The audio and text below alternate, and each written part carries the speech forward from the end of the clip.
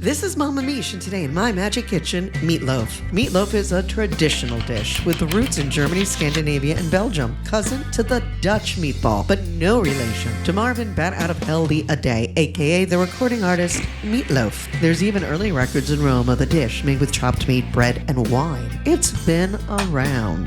What a hooah. The meatloaf we know and love has its origins in scrapple, served by German Americans in Pennsylvania since colonial times. It doesn't look appealing. I've never tried it, but it's quite popular in the state we currently live, so maybe one day I will. One never knows, do one. Meatloaf does appeal to me, so much so I make it many different ways. This is one of my personal faves. Despite its connection to the Depression-era history in our country, there's nothing depressing about it, and few affordable meals are more comforting than a good meatloaf, mashed taters, and a veg. Let Mama Miche make your kitchen magic.